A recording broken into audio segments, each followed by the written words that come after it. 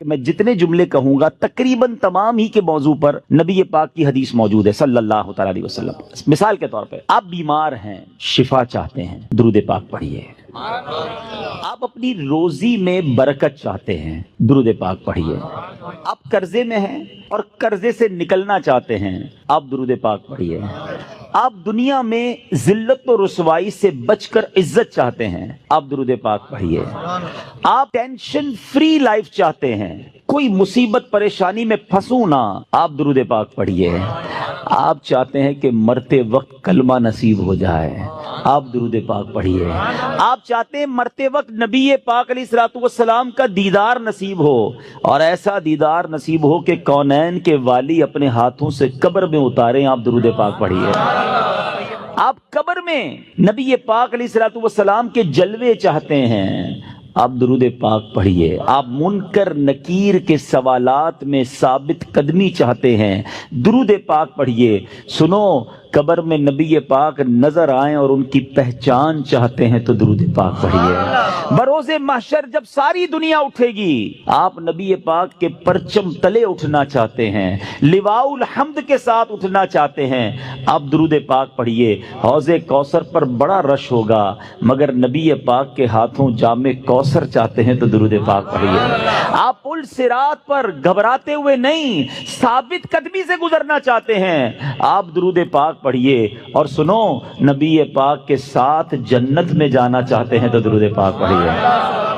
مدینے جانا چاہتے ہیں، سرکار کے روضے پہ جانا چاہتے ہیں، آپ درود پاک پڑھیے۔ اور سنو، میرے آقا کا دیدار کرنا چاہتے ہیں، پھر بھی درود پاک پڑھیے۔ اب میں نے جتنی باتیں بیان کی ہیں الحمدللہ تقریباً ان تمام باتوں کے پیچھے حدیث پاک موجود ہے، جن کا مطالعہ ہے وہ سمجھ رہے ہوں گے کہ یہ تمام بشارتیں، یہ تمام ریوارڈز، یہ تمام عنایتیں میرے آقا علیہ الصلوۃ والسلام نے احادیث میں بیان فرما دی ہیں۔ اب مجھے بتاؤ اور کیا چاہیے؟ ایک مسلمان کو اپنی زندگی، اپنی موت، اپنی قبر اور اپنے حشر کے بارے میں جو کچھ چاہیے میں نے سبھی تو بیان کر دیا۔ آپ عزت والی زندگی چاہتے ہیں، آپ روزی روزگار میں برکت چاہتے ہیں، ٹینشن فری لائف چاہتے ہیں، ذلیل و رسوا نہ ہو یہ چاہتے ہیں، پریشر میں نہ رہیں یہ چاہتے ہیں، کلمے والی موت ملے، نبی پاک کے دیدار والی موت ملے، قبر میں آقا کے جلوے ہوں، محشر میرے آقا کے ساتھ ہو، اور چاہیے کیا؟ اللہ اکبر، یہ ہے وظیفہ درود پاک۔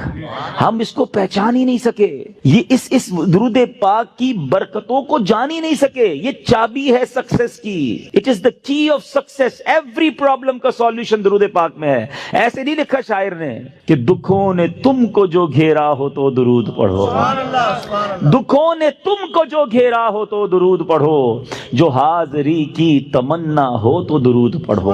اللہ کرے کہ بس اس کو ریئلائز کر جائیں اور اب اپنی زندگی میں درود پاک کو بالکل شامل، ایسا شامل کر لیں۔ اچھا، میں نے جتنی ساری باتیں بتائی نا، ان ساری باتوں کے لیے الگ الگ حدیث تو موجود ہے، میں آپ کو الگ ایک اور خوبصورت حدیث سناتا ہوں جو اس بات کو مزید ایلابوریٹ کر دے گی۔ نبی پاک علیہ الصلوۃ والسلام کی بارگاہ میں ایک صحابی آئے، کہتے حضور صلی اللہ تعالی علیہ وسلم، میں اپنی ضروریات زندگی، کھانا پینا سونا، اپنے معمولات کے بعد اپنی لائف کا 25%، ایک چوتھائی وقت آپ پر درود پڑھنے میں صرف کروں گا۔ نبی پاک علیہ الصلوۃ والسلام نے فرمایا بہت اچھی بات، حدیث کا خلاصہ ہے، تھوڑا بڑھا لو تو اور اچھا ہے۔ کہتے حضور 50% آپ اپنے وقت کو درود پاک میں صرف کروں گا۔ فرمایا بہت اچھی بات، لیکن اور بڑھا لو تو اچھا ہے۔ کہتے حضور اب 75% درود پاک میں ٹائم گزاروں گا۔ فرمایا اور بڑھا لو تو اچھا ہے۔ کہتے بس اب اپنے ضروریات کے بعد حضور سارا دن آپ پر درود پڑھتا رہوں گا۔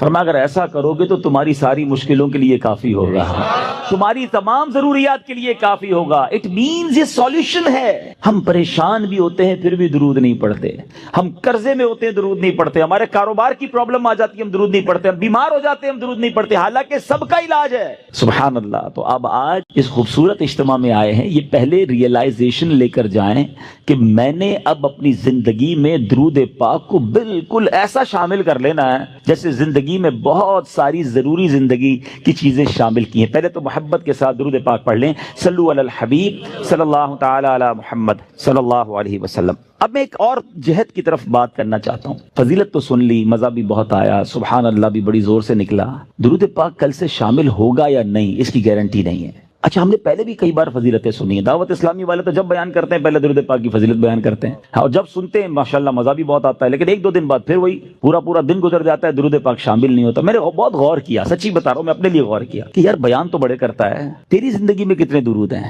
کتنے پڑھتا ہے روز درود پاک؟ دنیا کو کہتا ہے روز اتنے 100 درود پڑھو، اتنے پڑھو. میں نے بہت غور کیا کہ یار پڑھتا تو ہوں، لیکن جس کو کہے نا کہ زندگی کا جزو لا ينفق بن جائے، ایسا زندگی کا حصہ بن جائے کہ اس کے بغیر زندگی نہ گزرے، تو اس کا طریقہ کیا ہوگا؟ آپ دیکھیں، زندگی میں بہت ساری چیزیں آپ کی میری ایسی آئیں جو پہلے نہیں تھیں، مگر ہم نے اس کو زندگی کا حصہ بنایا. مثال کے طور پہ اللہ پاک آپ سب کو ہمیشہ صحت مند رکھے، عافیت میں رکھے، لیکن کبھی کبھی انسان کی زندگی میں ایسا موقع آتا ہے دوائی آ جاتی ہے. ڈاکٹر کہتا ہے آپ کو جناب یہ پرابلم ہو گئی ہے، اب صبح دوپہر شام یہ دوائی پینی ہے آپ نے، اور حال حال میں پینی ہے. ہم کیا کرتے ہیں؟ ڈاکٹر کے سامنے یہ تو نہیں کہتے انشاءاللہ، اس کے بعد گھر چلے جاتے ہیں. ڈاکٹر اگلے مہینے جاتے، کیا ہوا؟ بولا وہ نعرہ تو لگایا تھا، دوائی تو نہیں پی. نہیں، فوراً پلان، ادھر نیت، فوراً پلان، باہر نکلتے ہی پہلے اس کا پرچہ لے کے جاتے ہیں میڈیکل اسٹور پہ.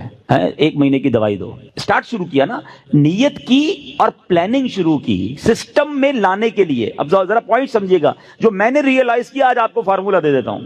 اچھا دوائی لی، اچھا ہم جیسا آدمی جو بیزی ہے وہ کیا کرتا ہے؟ وہ دوائی بھی تھوڑی زیادہ لیتا ہے. ایک پتا رکھتا ہے آفس میں کہ یار دوپہر کے کھانے کے بعد آفس پہ ہوتا ہوں ادھر پیوں گا. ایک رکھتا ہے ادھر جدھر بیڈ روم میں بیڈ ہوتا ہے، اور بچوں کو بھی، بچوں کی والدہ کو بھی کہہ دیا، اب آفس والوں کو بھی کہہ دیا بھائی یاد سے مجھے دوائی پلا دینا. سسٹم بنایا نا. اب آپ کی دوائی نہیں چھوٹ رہی ہے، آپ کی دوائی تینوں ٹائم ہو رہی ہے. لنچ میں بھی کھا رہے ہیں، ناشتے میں بھی کھا رہے ہیں، رات کو بھی کھا رہے ہیں. کیسے آ گئی؟ لائف میں تو نہیں تھی. انوالو کیا آپ نے، پلان کیا، اب یہ زندگی کا ایسا حصہ بنی کہ آپ دوائی نہیں بھول رہے. ایسی بہت ساری چیزیں ہیں. میں چاہتا ہوں میں درود بھی کبھی نہ بھولوں، میں روز درود پڑھوں، کیونکہ مر جاؤں گا تھوڑے دنوں میں، تھوڑی تو دن رہ گئے لائف کے. اگر یہ پڑھ کر نہ گیا، یہ ذکر و درود زبان پر نہ رہے، تو یہ ساری نیکیاں برکتیں جو سنتا ہوں کیسے ملیں گی مجھے؟ اب سسٹم کیسے بنے گا؟ اب میں نے جو اپنے لیے بنایا وہ اچھی نیت سے بتا دیتا ہوں. اب سب سے پہلے اپنے ساتھ تسبیح رکھنا شروع کریں. تسبیح جو ہے نا، یہ زبان کی لگام ہے، یاد رکھیں. کوئی بھی تسبیح ہو آپ کے ساتھ ہونی چاہیے. اچھا تسبیح بھی ایک نہ لیں، آپ تسبیح لیں 3-4. ایک رکھیں اپنی گاڑی میں،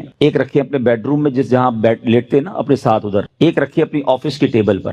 یہ تسبیحاں آپ کو یاد دلائیں گی درود باقی ہے، ذکر باقی ہے. جدھر موقع ملے آپ کو کوئی کہنا یار 5 منٹ میں آتا ہوں، 5 منٹ میں موبائل نہ نکالیں اور براؤزنگ شروع نہ کر دیں، 5 منٹ میں نکالیں تسبیح اور آپ درود پڑھنا شروع کر دیں. وہ 5 منٹ میں بھر لیں، نہیں 10 منٹ میں آ جائے مسئلہ نہیں، میرے 100 درود ہو جائیں گے. آپ کو انتظار مہنگا نہیں لگے گا، آپ کو ویٹنگ ٹائم بور نہیں کرے گا. آپ کو پتہ ہے اس نے انتظار کرایا، میرے نہ جانے کتنے گناہ معاف ہو چکے ہیں. ایک دوسرا فارمولا. اچھا کسی کو یہ نہ لگے میرا تسبیح کا کاروبار ہے، مولانا صاحب کنٹینر بک کر کے آئے اور آج جناب سب کو 4 تسبیح کا کہہ رہے ہیں. میرا کوئی تسبیح کا کاروبار نہیں بھائی. میں جو اللہ جانتا ہے میری نیت کیا ہے کہ میری اور آپ کی لائف میں درود پاک ایک ایسا جز بن جائے کہ میرا کوئی دن نہ گزرے کثرت سے درود پڑھے بغیر. اچھا پھر دوسرا کام ایک اور کر لیں. تقریباً سارے لوگ واک کرتے ہیں، اچھی بات ہے، صحت کے لیے کرنی چاہیے. جب بھی واک کریں نا، جس طرح جوتے پہنے بغیر واک نہیں کرتے نا، آپ نے شوز رکھے ہوتے ہیں واک کے، آپ تسبیح ضرور لیں. کھڑے ہو جائیں، نہیں میری تسبیح کہاں ہے، تسبیح لا کے دو. آپ وداؤٹ تسبیح واک نہ کریں. آپ بلیو کریں آدھا گھنٹہ واک کرو گے انشاءاللہ 1000 درود پاک ہو جائیں گے. آپ اس پہ اور بھی وظائف شامل کر لیں. کلمہ پاک کی تسبیح ایک پڑھوں گا، ایک سبحان اللہ و بحمدہ سبحان اللہ العظیم پڑھ لوں گا. استغفار 70 بار نبی پاک روزانہ پڑھا کرتے، میں انشاءاللہ 70 بار استغفار بھی پڑھ لوں گا. آپ اپنا پورا جس کو کہتے ہیں شیڈیول بنا سکتے ہیں. اور یقین کرو جس دن ذکر و اذکار دبا کے کیے ہوں گے نا، جس کو کہتے ہیں رچ کے، اس رات کو نیند بھی بڑی اچھی آتی ہے. ہاں کہ اللہ کی رحمت سے ضائع نہیں کیا آج کا دن. آج اللہ کی رحمت سے میرے آقا کا بھی ذکر کیا، اللہ کا بھی ذکر میری زبان نے کیا. اگر یہ پلان، اس پلان کب بنے گا؟ جب اس کی اہمیت محسوس ہوگی. کہیں گے یار مولانا صاحب اتنے ساری باتیں باقی ہیں، پتہ نہیں کس موضوع کو لے کے بیٹھ گئے. ٹھیک ہے، آپ کی مرضی. اگر آپ کو یہ نارمل اور آرڈنری بات لگتی ہے، ورنہ بلیو کریں ہمارے اسلاف اتنا ذکر کرتے تھے. بزرگان دین کی سیرت کو پڑھیں نا، ایک بزرگ کے بارے میں آتا ہے وہ ہر وقت ذکر الہی کرتے تھے. ایک بار کسی راستے سے گزرے، واپس آئے، پھر اس روڈ سے گزرے. کسی نے کہا حضرت ابھی تو گزر کے گئے تھے اس گلی سے. کہتے ہیں ہاں گزر تو گیا تھا، مگر گزرتے گزرتے اللہ کا ذکر نہیں کیا تھا. میں چاہتا ہوں میں زندگی میں جس سڑک سے گزروں، جس راستے سے گزروں، اس راستے کو، اس سڑک کو اللہ کے ذکر کا گواہ بنا کر جاؤں. یہ مائنڈ سیٹ تھا. حضرت جنید بغدادی رحمت اللہ تعالی علیہ اپنے زمانے کے ولی ہیں، اولیاء کے سردار ہیں. کتنی نیکیاں تھیں ان کے پاس، ہمارے پاس تو ہے ہی کچھ نہیں، مگر اتنا اللہ کا ذکر کرتے، زبان سے اتنے ذکر الہی کرتے تھے کہ ایک بار آپ گئے کسی باربر شاپ پہ مونچھیں بنوانے. تو جو مونچھیں کاٹنے والا تھا کہتا حضرت تھوڑی دیر خاموش ہو جائیں، آپ ذکر روک دیں، میں نے آپ کی مونچھیں کاٹنی، آپ کے ہونٹ کٹ جائیں گے. فرماتے تم اپنا کام کرو، میرے ہونٹوں پہ زخم لگتا ہے تو لگ جائے، میں اللہ کا ذکر نہیں چھوڑ سکتا. اصل میں وہ لوگ یہ سمجھ گئے تھے کہ یہ لائف جو ہے نا بہت تھوڑی ہے، جتنی نیکیاں کمانی ہے کما کے جائیں تاکہ ادھر آرام کریں. یہ آرام کا ٹائم نہیں ہے، یہ انجوائے کا ٹائم نہیں ہے. لائف دنیا جو ہے نا دار العمل ہے، جزا کا ٹائم، انعام کا ٹائم، سکون کا ٹائم یہ آخرت کا ہے. بس کچھ لوگ سمجھ بیٹھے کہ یہی مزے کا ٹائم ہے، یہی عیش کرنے کا ٹائم ہے. یہاں جناب انجوائمنٹ میں لگ گئے، نہ نمازیں پڑھتے ہیں، نہ قرآن پڑھتے ہیں، نہ ذکر کرتے ہیں. ارے ادھر جمع کرو، ادھر مزہ آئے گا. ادھر نیکیاں کمانی، وہ کہتے ہیں نا سیزن لگا ہوا ہے. لوگ کاروباری لوگ کہتے ہیں یار ان دنوں میں ہمارا بڑا سیزن ہے، ہم بہت کام کرتے ہیں، سیزن کے بعد پھر ریسٹ کریں گے. جب تک میری آپ کی سانسیں باقی ہیں نا، نیکیوں کا سیزن لگا ہوا ہے. کر لو جتنی نیکیاں کرنی ہے، نوافل پڑھیں، درود پڑھیں، ذکر کریں، حرام کاموں سے بچیں، تاکہ جب قبر میں جائیں نا، آپ کو پتہ ہے کچھ خوش نصیب ایسے ہوں گے جب وہ قبر میں جائیں گے تو ان کو فرشتوں کی طرف سے کیا ندا دی جائے گی، انعام پتہ ہے کیا دیا جائے گا؟ نم کا نومت العروس، سو جا کہ جیسے دلہن سوتی ہے.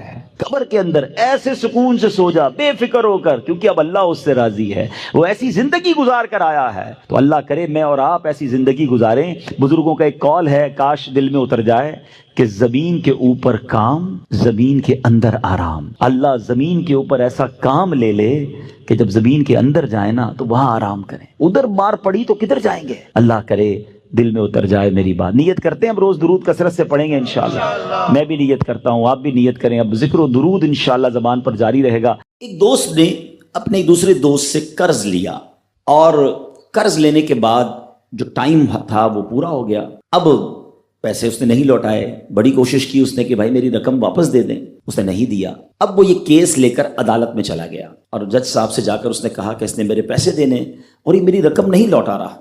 جج صاحب نے کہا کہ تمہارے پاس 30 دن ہیں، ودن 30 days تم نے اس کے پیسے واپس لوٹانے ہیں، ورنہ پھر تمہارے خلاف فیصلہ ہو جائے گا. تو وہ شخص گھر گیا. اب اس نے کیا کیا، اس نے صبح سے لے کر شام تک درود پاک پڑھنا شروع کر دیے. 1 دن 2 دن 3 دن 27 دن ہو گئے. وہ درود پڑھتا رہا اور انتظار کرتا رہا. پیسے تو تھے نہیں، 30ویں دن عدالت میں پیش ہونا تھا. 27 دن گزر گئے، 28ویں رات آ گئی. خواب میں اس کو کسی نے آواز دی کہ گھبراؤ نہیں، تمہارا قرض ادا ہو جائے گا. اگلے دن پھر درود پاک پڑھتا رہا. اب نبی پاک کی خواب میں زیارت ہوئی. آقا علیہ الصلوۃ والسلام تشریف لائے، فرمایا گھبراؤ نہیں، تمہارا قرض ادا ہو جائے گا. تم علی بن عیسیٰ وزیر کے پاس جاؤ اور اس سے کہو وہ تمہارا قرض ادا کر دے گا. اب جب صبح اٹھا تو بہت خوش کہ نبی پاک کی زیارت مجھے ہو گئی. لیکن پھر خیال آیا کہ میں اگر وزیر صاحب کے پاس گیا اور انہوں نے مجھ سے کوئی ایویڈنس مانگ لیا، کوئی پروف مانگا، کہ میں کیسے مان لوں تمہیں نبی پاک نے بھیجا ہے؟ اس بات پر تو میرے پاس کوئی دلیل نہیں ہے. اب 30ویں رات آ گئی، آخری رات ہے، صبح عدالت میں جانا ہے. درود پاک پڑھتے پڑھتے سو گیا. سرور کائنات علیہ الصلوۃ والسلام نے خواب میں پھر کرم فرمایا. فرمایا علی بن عیسیٰ وزیر کے پاس جاؤ، وہ تمہارا قرض ادا کر دے گا. کہ حضور میں چلا تو جاتا، مگر اگر وہ مجھ سے یہ کوئی پروف مانگتا، کوئی ایویڈنس مانگتا تو میں کیا جواب دیتا؟ پیارے آقا علیہ الصلوۃ والسلام نے فرمایا کہ ایسا کرو، اسے یہ کہنا کہ آپ کا ایک راز ہے جو آپ جانتے ہیں اور رب جانتا ہے، اور وہ راز یہ ہے کہ آپ روزانہ فجر کے بعد 5000 بار درود پاک پڑھتے ہیں، اور جب تک درود پاک مکمل نہیں ہوتے آپ کسی سے بات نہیں کرتے. اب جب صبح اٹھا تو بہت مطمئن کہ اب تو دلیل بھی آ گئی ہے. پہنچ گیا صبح صبح علی بن عیسیٰ وزیر کے پاس. اس کا دربار لگا ہوا ہے. اس نے پیغام بھجوایا کہ میں علی بن عیسیٰ وزیر صاحب سے اکیلے میں ملنا چاہتا ہوں، پیغام لایا ہوں. درباری نے آ کر پوچھا، وزیر صاحب پوچھ رہے ہیں کس کا پیغام لایا ہو؟ کہا میں نبی پاک علیہ الصلوۃ والسلام کا پیغام لایا. فوراً وزیر صاحب نے بلا لیا. کہا فرمائیے. کہ مجھے میرے آقا علیہ الصلوۃ والسلام نے کہا ہے کہ آپ میرا قرض ادا کر دیں. میں 3000 دینار کا مقروض ہوں. Today is the last day in the court. آج مجھے کورٹ میں پیش ہونا ہے. اگر آج میں نے اپنا قرض ادا نہ کیا تو مجھے جو ہے وہ سزا ہو سکتی ہے. علی بن عیسیٰ کہتا ہے میں بالکل آپ کا قرض تو ادا کر سکتا ہوں، مگر مجھے کیسے پتہ چلے، کوئی دلیل ہے، کوئی پروف ہے کہ آپ کو نبی پاک علیہ الصلوۃ والسلام نے بھیجا ہے؟ کہتا ہے ہاں، خالی ہاتھ نہیں آیا، آقا نے دلیل بھی عطا فرمائی ہے. اچھا بتائیے کیا دلیل ہے؟ کا دلیل یہ ہے کہ آپ کا ایک راز ہے جو صرف آپ جانتے ہیں اور آپ کا رب جانتا ہے. 5000 ٹائمز ڈیلی آپ درود پاک پڑھتے ہیں فجر کے بعد، اور جب تک یہ درود پورے نہیں ہوتے آپ کسی سے بات نہیں کرتے. آپ ذرا پہلے تھوڑی دیر کے لیے امیجن کریں کہ جو وزیر 5000 بار روز درود پڑھتا ہوگا وہ عاشق رسول کیسا ہوگا. اس کی تو لاٹری نکل آئی نا، وہ تو خوشی سے جھوم اٹھا، کہتا مرحبا یا رسول اللہ، میرے درود پاک قبول ہو گئے، بہت خوش. اب ابھی بیٹھے ہیں آپ، کمرے میں گیا، واپس آیا اور 3000 نہیں 9000 دینار لے کر آیا. کہتے 3000 تو نبی پاک کا حکم، مرحبا یا رسول اللہ. 3,000 اور لیجیے. آپ نے اتنی اچھی خبر مجھے سنائی, اتنا پیارا خواب سنایا, آپ کے قدم میرے گھر تک آئے, اور 3,000 مزید لے جائیے. اس سے اپنے بچوں کے لیے کوئی کاروبار شروع کیجیے, اور ایک وعدہ بھی کیجیے, زندگی میں آئندہ جب بھی آپ کو کوئی ضرورت پڑے گی نا, آپ میرے پاس آئیں گے, میں آپ کا بھائی ہوں. اب یہ دیوانہ بڑا خوش ہو کر عدالت پہنچا. اچھا, everybody expecting over there, سب یہ سوچ رہے تھے کہ یہ اس نے آج گرفتار ہی ہونا ہے, کیونکہ تھا ہی کچھ نہیں اس کے پاس, پہلے ہی کہہ دیا تھا کہ میں کولیپس ہو گیا ہوں. اب عدالت میں جاتے ہی اس نے 3,000 دینار جج صاحب کو دے دیے کہ صاحب اس کا میرا قرضہ ادا کر دیں, میں جو ہے وہ اپنے قرضے سے بری ہونا چاہتا ہوں. جج صاحب ہوتے ہیں, انہوں نے کہا قرضہ تو ادا کر دیں گے, پہلے بتاؤ پیسے لائے کدھر سے ہو؟ تم تو کہتے تھے پیسے نہیں تھے تمہارے پاس, اتنی بڑی رقم کیسے انتظام کی؟ اب بھری عدالت میں گویا اس نے زبان حال سے یہ کہا کہ اتنا دیا سرکار نے مجھ کو, اتنی میری اوقات نہیں, یہ تو کرم ہے ان کا, ورنہ مجھ میں تو ایسی بات نہیں. اب اس نے بھری عدالت میں پورا واقعہ سنایا کہ میں نے تو کچھ نہیں کیا, آقا خواب میں تشریف لائے, میں وزیر صاحب کے پاس گیا, انہوں نے یہ پیسے دیے. سنو اس زمانے کے جج بھی کیسے ہوتے تھے. وہ جج دوران عدالت اپنے کرسی سے اٹھ کر کمرے میں چلا گیا. تھوڑی دیر بعد جج صاحب واپس آئے اور 3,000 دینار اس کے ہاتھ میں دیتے ہیں. کیا سارا ثواب علی بن عیسیٰ لے جائے گا؟ میں بھی تو آقا کا امتی ہوں, تمہارا قرضہ میں ادا کرتا ہوں. اچھا, اب جس نے کیس کیا تھا, سبحان اللہ, کیا ماحول تھا, کیا انداز تھا, کیا دل تھے, وہ بھی تو دیکھ رہا ہے, کہتا ہے میں بھی تو آقا کا امتی ہوں, رکے ذرا, کاغذ قلم دیجئے, بندے کو میں قرضہ ہی معاف کر دیتا ہوں. اچھا, قرضہ ہو گیا معاف. اب جو 3,000 جج صاحب نے دیے تھے, وہ بندہ کہتا ہے جج صاحب ہوں واپس لے لو, میرا تو قرضہ ہی ادا ہو گیا. تو جج صاحب کہتے ہیں جو پیسے آقا کے نام پر نکال دیے میں نے واپس نہیں لینے, یہ سارے تم ہی لے جاؤ. اب یہ 12,000 دینار لے کر یہ عاشق رسول جھومتا ہوا اپنے گھر پر جا رہا ہے. اے میرے پیارے اسلامی بھائیوں, ایک رات پہلے ایک سنگل پینی اس کے پاس نہیں ہے, اور اگلے دن 12,000 دینار ہیں. درود پاک وہ وظیفہ ہے جو دل سے پڑھا جائے تو سبحان اللہ یہ مصیبتوں کو ٹالنے والا وظیفہ ہے, یہ پریشانیوں کو دور کرنے والا وظیفہ ہے. اور یہ میں نہیں کہہ رہا, خود سرور کائنات علیہ الصلوۃ والسلام کی حدیث ہے جس کا مضمون ہے کہ جو پریشانیوں میں ہو, جو مصیبتوں میں ہو, اس کو چاہیے کہ مجھ پر درود پڑھے, کہ درود پریشانیوں کو لے جاتا ہے, مصیبتوں کو لے جاتا ہے. ایک شاعر نے کیا خوب لکھا ہے, اور واقعی حق لکھا ہے, ہر درد کی دوا ہے صلی علی محمد. کلمہ طیبہ کا ورد کرتے رہا کرو. ہاں, یہ بھی ہم نہیں کرتے ہیں. پڑھے لا الہ الا اللہ محمد الرسول اللہ صلی اللہ تعالی وسلم. آپ کو پتہ ہے حدیث میں کیا فرمایا؟ افضل الذکر, سب سے افضل ذکر حدیث میں پتہ ہے کیا فرمایا؟ لا الہ الا اللہ. اس کو سب سے افضل ذکر کہا گیا. اب میں پوچھتا نہیں, ہاتھ نہیں اٹھاتا, اپنے دل سے پوچھ لو پورے ہفتے میں کتنی بار کلمہ پڑھا ہے. یار روز ایک تسبیح تو کلمے کی پڑھو. میں ایک بزرگ کا جملہ, اللہ پاک چلے نام بتاتا ہوں, جنت نصیب کرے, بڑے پیارے ہمارے اہل سنت کے عالم دین تھے, حمزہ علی قادری صاحب ہیں رحمۃ اللہ تعالیٰ علیہ. ان کا ایک جملہ مجھے یاد رہ گیا. وہ بڑا پیارا جملہ کہا کرتے تھے, زبان کو کلمے کا عادی بناؤ, جس دن زبان بھاری ہو جائے گی اس دن بھی تمہاری زبان سے کلمہ جاری ہو جائے گا. آپ کو پتہ ہے جب ہم مریں گے نا, سکرات کا جو وقت ہوتا ہے, زبان بھاری ہو جاتی ہے, جملے نہیں نکلتے. دیکھیں زبان کا عادی ہونے کے مطلب سمجھو. مثال دیتا ہوں, موٹر سائیکل پہ, گاڑی میں آپ کہیں جا رہے ہیں, اچانک بریک لگا, سامنے سے کوئی گاڑی آئی اور آپ کی گاڑی نے زور سے بریک لگایا, کیا نکلتا ہے زبان سے؟ اپنے آپ سے پوچھو. کچھ لوگوں کے منہ سے اس وقت گالی نکلتی ہے, اب کچھ نہ کچھ ایسا گندا نکلتا ہے, برا نکلتا ہے. اور الحمدللہ کچھ لوگ ایسے جس کا اس وقت نکلتا ہے یا رسول اللہ ہے, یا اللہ, لا الہ الا اللہ. کیوں؟ یہ جملہ سمجھنا میرا, جو برتن میں ہوتا ہے نا وہی چھلکتا ہے. جس کے اندر گندگی بھری ہونا ہے, گندی باتیں, بے حیائی, برے دوست میں بیٹھنا, گالی گلوچ, جب بھی اس کو جھٹکا لگے گا نا, جب بھی اس کو تکلیف پہنچے گی, چونکہ اندر گندگی بھری ہوئی ہے تو دھکا لگنے پر وہی باہر نکل رہا ہے. جس کے صبح و شام اللہ کے ذکر میں گزرتے ہوں, درود پاک میں گزرتے ہوں, کلمہ پاک میں گزرتے ہوں, اس کو جب بھی دھکا لگے گا اس کے منہ سے انشاءاللہ درود پاک ہی نکلے گا, کلمہ پاک ہی نکلے گا. اب آپ کی مرضی ہے برتن میں کیا بھرنا ہے, کیسے دوستوں میں بیٹھنا ہے, کیسی گیدرنگ میں بیٹھنا ہے, اور بھرنا کیا ہے اپنے اندر. اپنے برتن کو اچھا بھرو, روز کلمہ پڑھتے رہا کریں. ایمان کی حفاظت کا ایک ذریعہ یہ بھی ہے کہ بندہ کلمہ پاک کا ورد کرتا رہے, تاکہ جب میری زبان بھاری ہو, سکرات کا عالم ہو, تو زبان سے کلمہ جاری ہو جائے. اللہ سے دعا کرتا ہوں مولا مرتے وقت ہمیں کلمہ نصیب کرنا.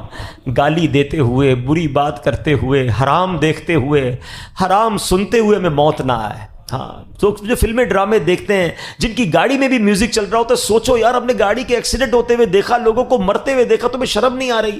خدا نہ خواستہ اس حال میں چلے گئے تو کیا ہوگا؟ گانے سنتے سنتے دنیا سے جاؤ گے. لوگوں کو شرم نہیں آتی جہاز کے اندر فلمیں دیکھ رہے ہیں. ارے جہاز تو جب پرخچے اڑ جاتے ہیں انسان کے, بندہ ادھر توبہ کرے. شراب پیتے ہیں, میں نے دیکھا ہے, کیونکہ فری ملتی ہے تو جو کبھی نہیں پیتا وہ بھی پی رہا ہوتا جہاز میں. توبہ توبہ توبہ, تمہیں کیا ہو گیا یار؟ مطلب جدھر گناہ کا موقع ملے کر لینا ہے. ہم مسلمان ہیں, ہماری کوئی باؤنڈری ہے؟